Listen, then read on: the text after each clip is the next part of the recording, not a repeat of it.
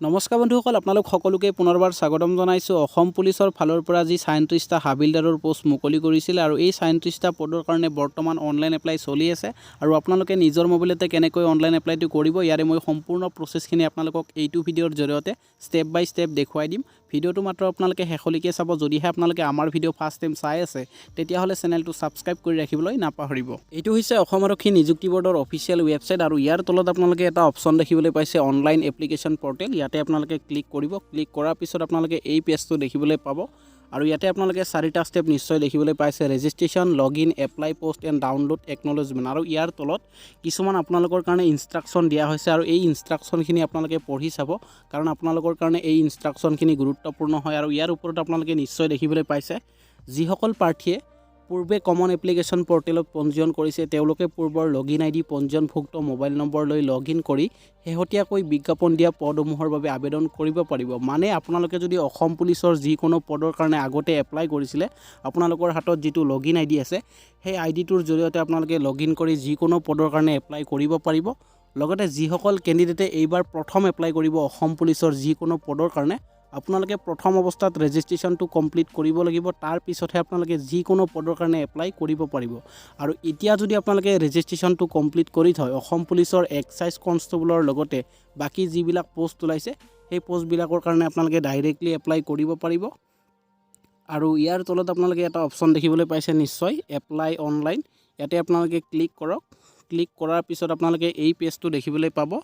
ইয়াতে আপোনালোকে দুটা অপশ্যন দেখিবলৈ পাইছে, লগইন এণ্ড ৰেজিষ্টাৰ নাও। যিখিনি কেণ্ডিডেটে নতুনকৈ এপ্লাই কৰিব আপোনালোকে প্ৰথমে ৰেজিষ্টাৰ কৰক। তাৰ কাৰণে আপোনালোকে ইয়াতে যিটো অপশ্যন দেখিবলৈ পাইছে ৰেজিষ্টাৰ নাও, ইয়াতে আপোনালোকে ক্লিক কৰক। আৰু যিসকল কেণ্ডিডেটৰ হাতত লগইন আইডি আছে আপোনালোকে লগইন কৰক। যিসকল ফ্ৰেছ কেণ্ডিডেট আপোনালোকক মই প্ৰথমতে দেখুৱাই দিছোঁ। ইয়াতে যিটো আপোনালোকে অপশ্যন দেখিছে ৰেজিষ্টাৰ নাও, ইয়াতে আপোনালোকে ক্লিক কৰিব। ক্লিক কৰাৰ পিছত আপোনালোকে এই পেজটো দেখিবলৈ পাব আৰু ইয়াতে কিছুমান ইনষ্ট্ৰাকশ্যন দিয়া হৈছে। যিটো ফটো আপোনালোকে আপলোড কৰিব লাগিব সেই ফটোটোৰ যিটো বেকগ্ৰাউণ্ড হয় এইটো আপোনালোকে হোৱাইট ৰাখক।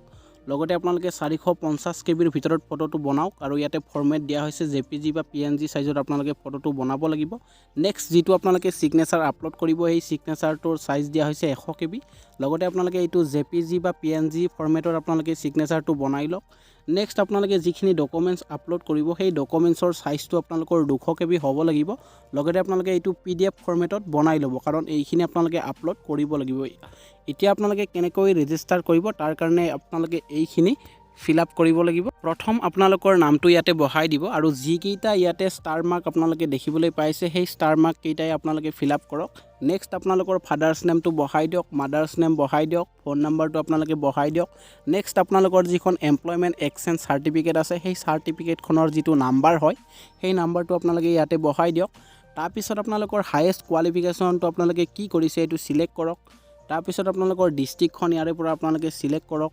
তাৰপিছত আপোনালোকৰ জেণ্ডাৰটো আপোনালোকে ইয়াৰ পৰা চিলেক্ট কৰক। নেক্সট আপোনালোকৰ কাষ্টটো ইয়াৰ পৰা চিলেক্ট কৰক। যিহেতু EWS কাষ্টটো অসম চৰকাৰে উঠাই দিছে তাৰ কাৰণে আপোনালোকে ইয়াতে EWS কাষ্টটো দেখিবলৈ নাপায়। আৰু যিসকল কেণ্ডিডেটে EWS কাষ্ট উলিয়াইছিলে আপোনালোকে এতিয়া জেনেৰেলটো চিলেক্ট কৰক।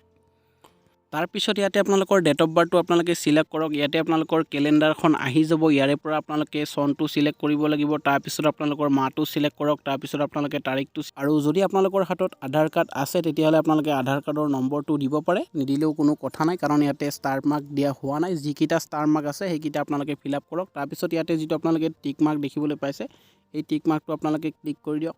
ক্লিক কৰাৰ পিছত ইয়াতে যিটো ৰেজিষ্টাৰ অপশ্যন আপোনালোকে দেখিবলৈ পাইছে ইয়াতে আপোনালোকে ক্লিক কৰক। ৰেজিষ্টাৰ অপশ্যনত ক্লিক কৰাৰ পিছত আপোনালোকে যিটো মোবাইল নাম্বাৰ দিছিলে সেই মোবাইল নম্বৰত এটা OTP যাব আৰু সেই OTPটো আপোনালোকে ইয়াতে বহাই কিনে ইয়াতে যিটো আপোনালোকে ছাবমিট অপশ্যন দেখিবলৈ পাইছে ইয়াতে আপোনালোকে চিম্পল ক্লিক কৰি দিব।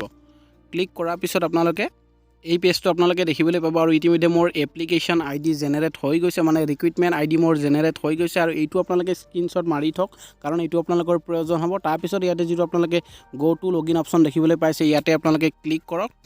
গো টু লগইন অপশ্যনত ক্লিক কৰাৰ পিছত আপোনালোকে এই পেজটো দেখিবলৈ পাব আৰু ইয়াতে আপোনালোকে যিটো আপোনালোকৰ ৰিক্ৰুইটমেণ্ট ID সেই আইডিটো আপোনালোকে ইয়াতে বহাব পাৰে, নহ'লে আপোনালোকে যিটো মোবাইল নাম্বাৰ দি ৰেজিষ্টাৰ কৰিছিলে সেই মোবাইল নাম্বাৰটো আপোনালোকে ইয়াতে বহাই দিয়ক।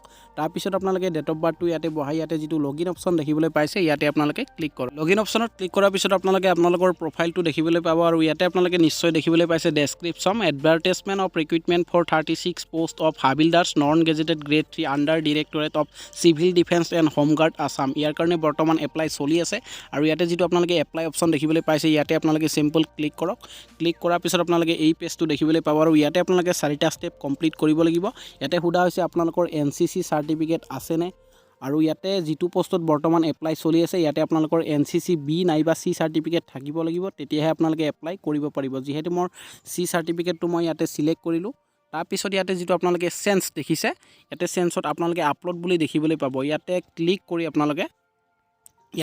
কৰি আপোনালোকে ফাইলছত যিটো ফাইলছত আপোনালোকে NCC চাৰ্টিফিকেটখন সেভ কৰি থৈছে সেই ফাইলৰ পৰা আপোনালোকে NCC চাৰ্টিফিকেটখন আপলোড কৰি দিয়ক তাৰপিছত যদি আপোনালোকে এইখন চাব বিচাৰে তেতিয়াহ'লে ইয়াতে ভিউ অপশ্যনত ক্লিক কৰি আপোনালোকে এইখন চাব পাৰে নেক্সট আপোনালোকে ইয়াতে যিটো অপশ্যন দেখিবলৈ পাইছে সেভ এণ্ড প্ৰচিড ইয়াতে আপোনালোকে ক্লিক কৰক তাৰপিছত আপোনালোকৰ দ্বিতীয় ষ্টেপটো আহি যাব আৰু ইয়াতে আপোনালোকে পোষ্টটো সিলেক্ট কৰিব লাগিব আৰু ইয়াতে আপোনালোকে নিশ্চয় দেখিবলৈ পাইছে সিলেক্ট নেম ইয়াতে আপোনালোকে ক্লিক কৰক যিটো পদত আপোনালোকে এপ্লাই কৰিব ইয়াতে সিলেক্ট কৰি ইয়াতে সাবমিট অপশ্যনত ক্লিক কৰক ইতিমধ্যে মোৰ পোষ্টটো সিলেক্ট হৈ গৈছে তাৰপিছত ইয়াতে যিটো আপোনালোকে সেভ এণ্ড প্ৰচিড অপশ্যন দেখিবলৈ পাইছে ইয়াতে আপোনালোকে ক্লিক কৰক নেক্সট আপোনালোকৰ 3 নম্বৰ ষ্টেপটো আহি যাব আৰু ইয়াতে আপোনালোকৰ যিখিনি পাৰ্সোনেল ডিটেইলছ হয় সেইখিনি আপোনালোকে ফিল আপ বা আপলোড কৰিব লাগিব ইয়াতে আপোনালোকে যিখন আপোনালোকৰ PRC হয় সেই PRCখন আপোনালোকে ইয়াতে গৈ কিনে আপলোড কৰক নেক্সট আপোনালোকৰ মেট্ৰিকৰ যিখন এডমিট কাৰ্ড সেইখন আপোনালোকে আপলোড কৰক এমপ্লয়মেণ্ট এক্সচেঞ্জ চাৰ্টিফিকেটখন আপলোড কৰক নেক্সট আপোনালোকৰ ফটো এটা আপলোড কৰক তাৰপিছত আপোনালোকে সিগনেচাৰটো আপলোড কৰক আৰু আপলোড হৈ যোৱাৰ পিছত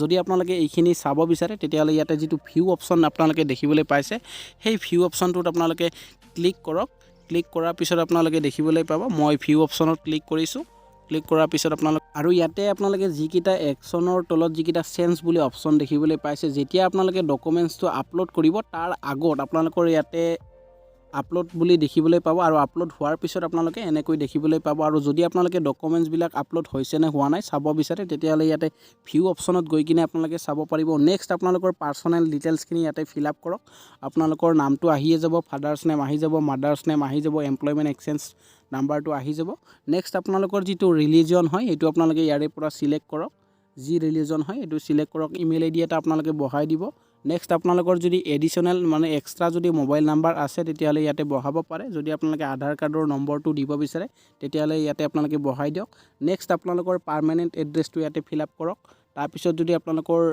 সেম হয় কৰপৰেণ্ডেন্স এড্ৰেছটো তেতিয়াহ'লে ইয়াতে আপোনালোকে ফিল আপ কৰক নেক্সট আপোনালোকৰ পুলিচ ষ্টেচনটো ইয়াৰ পৰা আপোনালোকে সিলেক্ট কৰিব লাগিব পিন কোডটো আপোনালোকে বহাই দিয়ক তাৰপিছত আপোনালোকে ইয়াতে যিটো দেখিছে সেভ এণ্ড প্ৰচিড ইয়াতে আপোনালোকে ক্লিক কৰক তাৰপিছত আপোনালোকে এই পেজটো দেখিবলৈ পাব আৰু ইয়াতে আপোনালোকে দেখিছে ক্লাছ 10 মানে ইয়াতে বৰ্ডটো আপোনালোকে সিলেক্ট কৰক ইয়াতে টিক কৰি কিনে আপোনালোকে বৰ্ডটো সিলেক্ট কৰক তাৰপিছত আপোনালোকৰ ৰোল নাম্বাৰটো ইয়াতে বহাই দিব নেক্সট আপোনালোকে কোনটো চনত মেট্ৰিক পাছ কৰিছে সেই চনটো আপোনালোকে ইয়াতে বহাই দিয়ক কিমান পাৰ্চেন্টেজ পাইছে এইটো আপোনালোকে ইয়াতে বহাই দিয়ক নেক্সট ইয়াতে যিটো আপোনালোকে আপলোড অপশ্যন দেখিবলৈ পাইছে ইয়াতে ক্লিক কৰি কিনে আপোনালোকে যিটো ফাইলত সেভ কৰিছে ক্লাছ 10ৰ চাৰ্টিফিকেটখন সেই চাৰ্টিফিকেটখন আপোনালোকে ক্লিক কৰি ইয়াতে আপলোড অপশ্যনত আপলোড কৰক তাৰপিছত ইয়াতে যিটো আপোনালোকে ভিউ অপশ্যন দেখিবলৈ পাইছে ইয়াতে ক্লিক কৰি আপোনালোকে চাৰ্টিফিকেটখন চাব পাৰে নেক্সট আপোনালোকে ক্লাছ 12ৰ কোনটো বৰ্ডৰ পৰা আপোনালোকে হাই ছেকেণ্ডাৰী পাছ কৰিছে এইটো আপোনালোকে সিলেক্ট কৰক নেক্সট আপোনালোকে কোনটো ষ্ট্ৰীমৰ পৰা কৰিছে আৰ্টছ সায়েন্স কোনটোৰ পৰা কৰিছে এইটো আপোনালোকে সিলেক্ট কৰক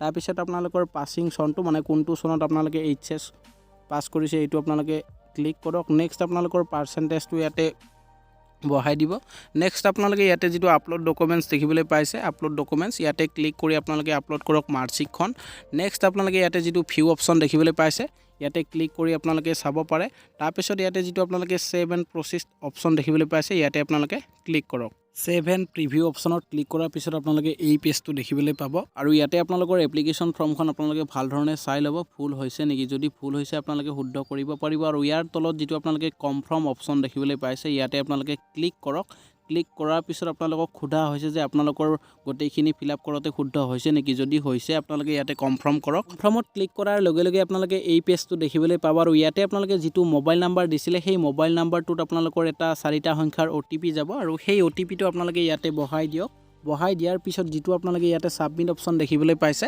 ইয়াতে আপোনালোকে ক্লিক কৰক আৰু ক্লিক কৰাৰ লগে লগে আপোনালোকৰ সাকসেসফুলি অনলাইন এপ্লাইটো হৈ যাব আৰু আপোনালোকৰ যিখন একনলেজমেন্ট সেইখন আপোনালোকে ইয়াতে ক্লিক কৰি আপোনালোকে ডাউনলোড কৰি লওক আৰু যিসকল কেণ্ডিডেটে এইবাৰ অসম পুলিচৰ যিকোনো পদৰ কাৰণে নতুনকৈ এপ্লাই কৰিব আপোনালোকে প্ৰথম অৱস্থাত ৰেজিষ্ট্ৰেশ্যনটো কমপ্লিট কৰি থওক কাৰণ ৰেজিষ্ট্ৰেশ্যনটো কৰি থোৱাৰ ফলত আপোনালোকৰ এটা সুবিধা হ'ব আপোনালোকৰ বাকি যিখিনি পোষ্ট আছে সেইখিনি পদৰ যেতিয়াই এপ্লাই দিব আপোনালোকে ডাইৰেক্টলি এপ্লাই কৰিব পাৰিব আৰু ভিডিওটোত আপোনালোকৰ কাৰণে ইমানখিনি আছিল যদি আপোনালোকৰ ভিডিওটো চাই ভাল লাগিছে তেতিয়ালে লাইক কৰিব লগতে আপোনালোকে এই ভিডিওটোত যদি কিবা ফুল ইনফৰমেশ্যন পাইছে তেতিয়ালে কমেন্টত জনাবলৈ নাপাহৰিব লগতে এনেকুৱা ধৰণৰ ইনফৰমেটিভ ভিডিওৰ আপডেট পাই থাকিবলৈ চেনেলটো সাবস্ক্ৰাইব কৰি ৰাখিব আজিলৈ ইমানে জয় আই অসম